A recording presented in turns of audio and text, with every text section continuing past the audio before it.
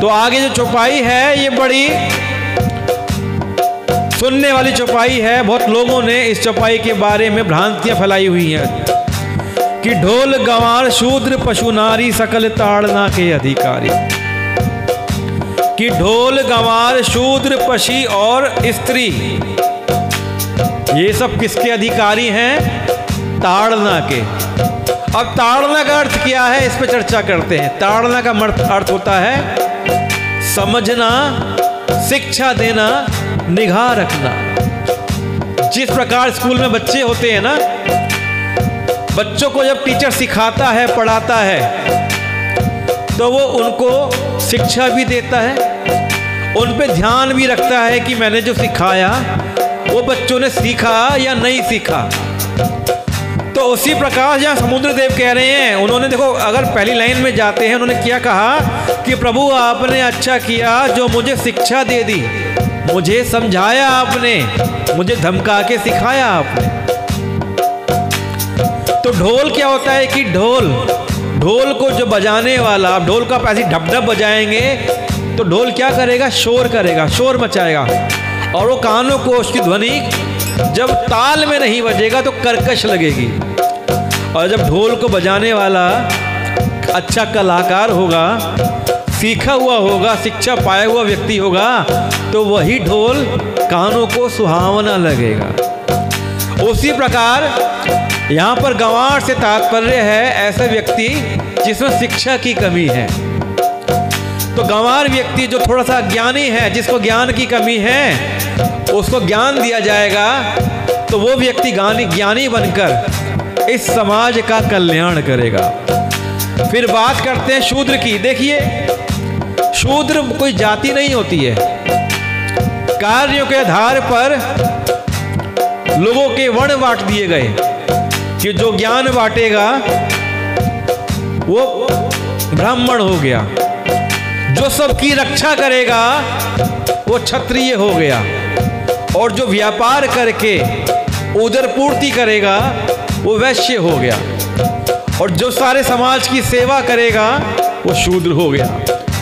एक और परिभाषा मैं आपको बताता हूं कि जो भिक्षा मांग के कमाता है वो ब्राह्मण होता है, और जो टैक्स वसूल के कर वसूलता हो, टैक्स वसूलता हो, वो क्षत्रिय हो जाता है। जैसे हमारी वर्तमान सरकार हमसे टैक्स वसूलती है और हम पे शासन करती है, ये क्षत्रिय हो गए।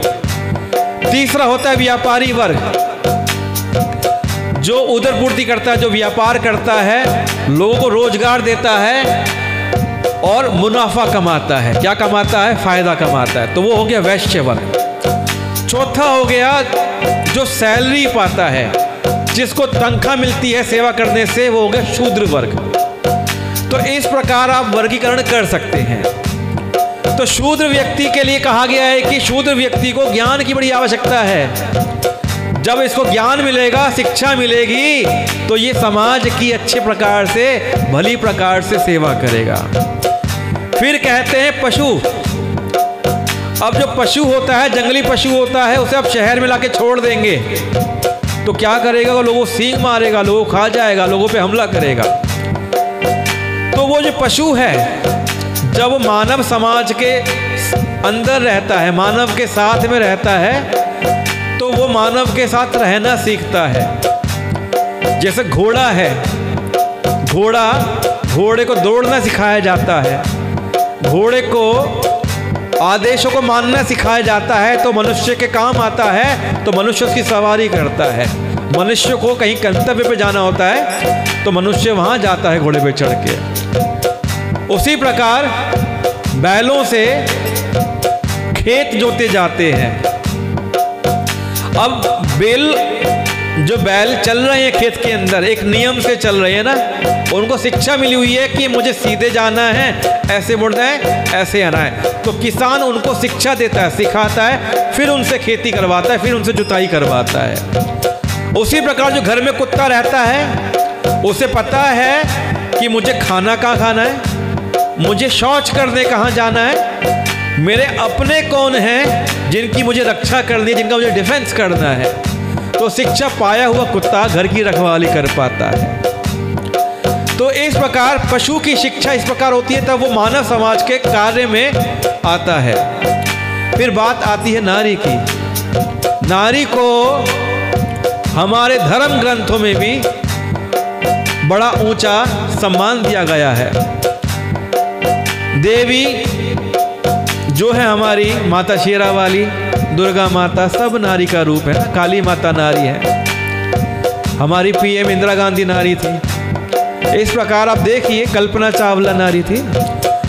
तो नारी जो होती है, जो हमारे साथ में रहती है, वो हमारी बहन भी हो सकती है, हमारी माता भी हो सकती है, हमारी पत्नी भी हो सकती है।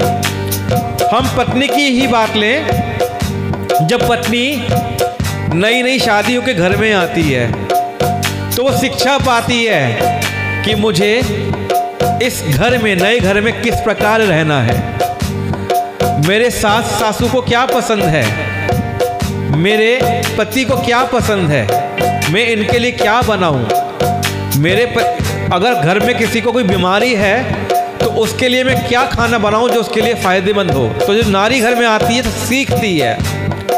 उसी प्रकार नारी किसी भी वर्ग से हो, उसे भी शिक्षा दी जाती है, तो वो हम समाज के लिए उपयोगी साबित होती है। तो इस प्रकार ढोल गंवार शूद्र पशु नारी सकल ताड़ना के अधिकारी, कि ये सब जो हैं शिक्षा के अधिकारी हैं, ये सब ध्यान रखने योग्य हैं, इनका ध्यान रखा जाना चाहिए और इनको शिक्षा मिलनी चाहिए। यह है इस चौपाई का असली अर्थ है।